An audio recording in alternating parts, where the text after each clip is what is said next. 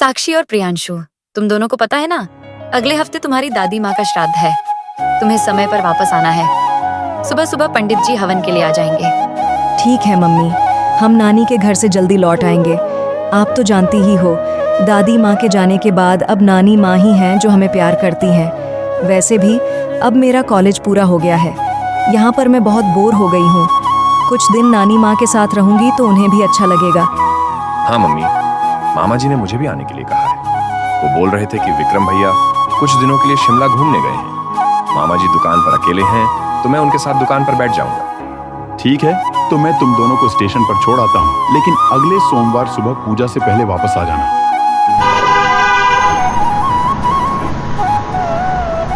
साक्षी और प्रियांशु अपनी नानी के घर पहुंच जाते हैं और वहां रहते हुए कुछ दिन बीत गए। वह दोनों दिल्ली लौटने की तैयारी कर रहे थे। इधर राघव और प्रियंका भी शांति देवी के श्राद्ध की तैयारी कर रहे थे, लेकिन प्रियंका के मन में उलझन थी। सुनिए, क्या हम ये सब ठीक कर रहे हैं? हम माँ का श्राद्ध कर रहे हैं। क्या करें प्रियंका, दुनिया की नजरों में तो हमें यह सब करना ही पड़ेगा। हम लोगों को सच नहीं बता सकते। तुम तो जानती हो, हमने माँ को बहुत ढूंढा था, पर वह हमें कहीं नहीं मिली। इसलिए हमने उन्हें मरा हुआ मानकर उनकी आत्मा की शांति के लिए श्राद्ध करना शुरू किया। अगर वह जिंदा होती तो वापस लौट आती। मैं भी क्या करती? उनकी उम्र हो चली थी, हर समय परेशान रहती थी, जब देखो तब बीमार।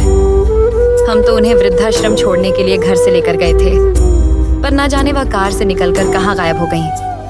आज तक उनका कोई पता नहीं चला। तुम सही कह रही हो प्रियंका, पर क्या हमें बच्चों को यह सब बताना नहीं चाहिए? हम तो बच्चों से यही कहकर गए थे कि हम माँ जी को तीर्थ यात्रा पर ले जा रहे हैं। फिर मैंने उन्हें बताया कि उनकी दादी गंगा नदी में डूब गईं और उनकी लाश नहीं मिली। बच्चे दुखी तो हुए थे, पर अब 3 सालों में वे भी अपनी दादी को भूल चुके हैं। सुबह बच्चे लौट आए। घर में श्राद्ध की तैयारियां पूरी हो चुकी थीं। पंडित बुलाए गए थे और सभी ने पारंपरिक वस्त्र पहने थे। श्राद्ध के लिए भोजन की तैयारी की गई थी। साक्षी और प्रियांशु घर में दाखिल होते ही बोले, मम्मी, हम सही समय पर आए हैं ना? दादी का श्राद्ध अभी पूरा तो नहीं हुआ? नहीं, अभी नहीं। पंडित जी ने पूजा शुरू ही की है। मम्मी, हम दादी का श्राद्ध क्यों कर रहे हैं? इसका क्या कारण है? बच्चों, हम दादी का श्राद्ध इसलिए कर रहे हैं ताकि उनकी आत्मा को शांति मिले और उन्हें स्वर्ग की प्राप्ति हो। पर माँ, श्राद्ध तो मरे हुए लोगों का किया जाता है ना, जिंदा लोगों का तो नहीं। हाँ बेटा, तुम्हारी दादी माँ अब इस दुनिया में नहीं है, इसलिए हम उनका श्राद्ध कर रहे हैं। मम्मी, बस करो ये नाटक। हमें सब सच्चाई पता चल चुकी है। दादी मरी नहीं है, वो जिंदा हैं। आप एक जिंदा इंसान का श्राद्ध कैसे कर सकती हो? प्रियांशु ने दादी को अंदर बुलाया। शांति देवी यानी प्रियंका की सास जिंदा थीं। प्रियंका पिछले 3 सालों से अपनी जिंदा सास का श्राद्ध कर रही थी। राघव और प्रियंका शांति देवी को जिंदा देखकर हैरान रह गए। दादी माँ ने हमें सब बता दिया है कि आज से 3 साल पहले आप दोनों ने दादी माँ को जानबूझकर तीर्थ यात्रा के बहाने वृद्धाश्रम में छोड़ने का प्लान बनाया था। रास्ते में जब दादी माँ पानी पीने के लिए उतरी तो आप दोनों ने उन्हें वहीं छोड़ दिया और घर लौट आए। हमसे झूठ बोला कि दादी माँ इस दुनिया से चली गईं। दादी माँ इतनी परेशान हो चुकी थीं कि वह वापस घर ही नहीं आईं। वह तो अभी भी नहीं आ रही थीं। हम उन्हें ज़बरदस्ती वापस लाए हैं। हमें सड़क पर दादी भूखी प्यासी हालत में मिली। सोचो उन पर क्या बीत रही होगी। हम तो हैरान ही हो रहे थे कि दादी माँ जिंदा हैं और आप दोनों उनका श्राद्ध कर रहे हो। जीते जी तो आप उनकी कदर नहीं कर सके और दिखावे के लिए उनका श्राद्ध कर रहे हो। जीते जी मम्मी दादी की सेवा कर लो। मरने के बाद तो सब याद करते हैं। जो जीते जी कदर करे वही असली रिश्ता होता है। मम्मी, एक बात बताओ, अगर मामा जी नानी माँ के साथ ऐसा करते, उन्हें घर से निकाल देते और उनके साथ ऐसा व्यवहार होता, तो आप क्या करती? शांति देवी की आंखों में आंसू थे अपने बेटे बहू का यह व्यवहार देखकर। राघव और प्रियंका की भी आंखों में आंसू आ गए। मम्मी पापा, अब हम यहाँ नहीं रहेंगे। हम दोनों नौकरी करने के लायक हो चुके हैं और अब दादी के साथ रहेंगे। नहीं मेरे बच्चों, ऐसा मत कहो। हमें माफ कर दो माँ जी।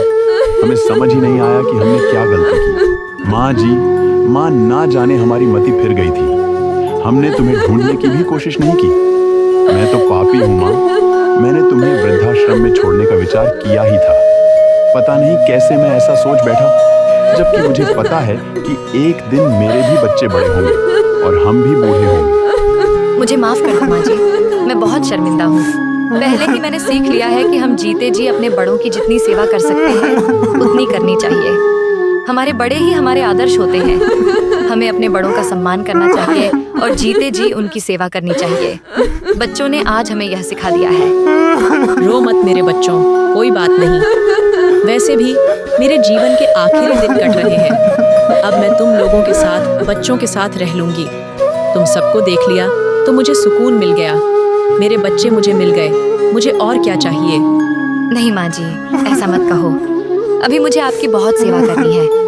बस मुझे माफ कर दो, मैं बहुत शर्मिंदा हूँ। मुस्कान और प्रियांशु ने सचमुच उस दिन अपनी दादी को घर लाकर अपने मम्मी पापा को सही राह दिखा दी। यह कहानी हमें सिखाती है कि जीते जी अपने बड़ों की सेवा और सम्मान करना चाहिए। श्राद्ध और संस्कार तो मरे हुए लोगों के लिए होते हैं, लेकिन असली आदर तब है जब हम अपने बुजुर्गों की जीते जी कदर करें।